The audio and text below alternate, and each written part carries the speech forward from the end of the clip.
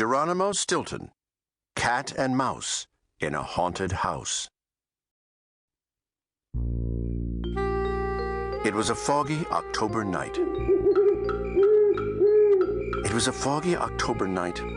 Oh, how I wished I was home in my comfy mouse hole. It was the perfect night to curl up with a good book and a cup of hot cheddar. But I wasn't at home.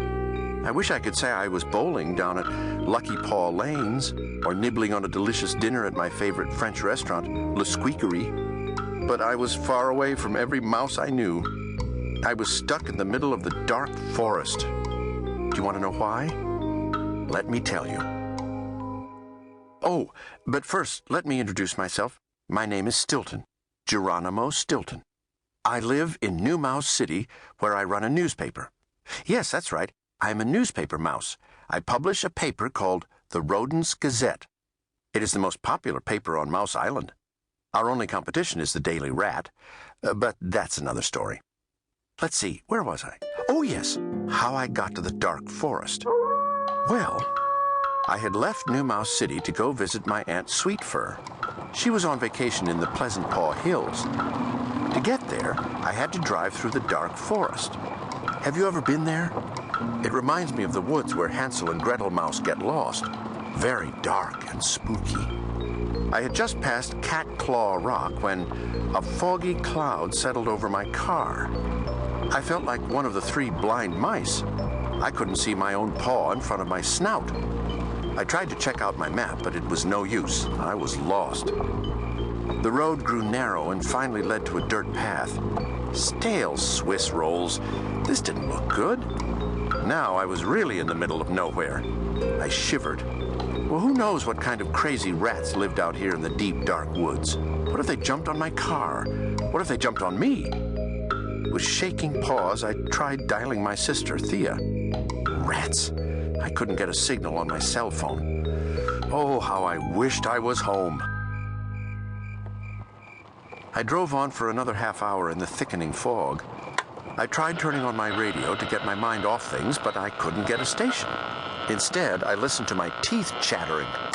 Then, suddenly, out of the fog, a sign appeared. It read, "To Cannicat Castle." Too shocked to squeak, I checked my map. Strange. Very strange, I thought. There was no castle listed. I folded the map and shoved it into my coat pocket. Well, there was only one thing to do. I headed for the castle. I would ask for directions there. Just then, a bolt of lightning streaked down right next to me. For a split second, the dark forest glowed. It reminded me of the time my Uncle Flick Rat turned on the lights before the movie was over at the Grand Squeak Cinema. The audience went crazy. Every mouse wanted his or her money back. After that, Uncle Flick Rat got stuck working the cheese popcorn machine. His boss wouldn't let him near a light switch. I blinked my eyes in the bright white light. I could just make out the shape of a weathered old castle in the distance. Right at that very moment, my car stopped. I groaned. This was just not my day or night.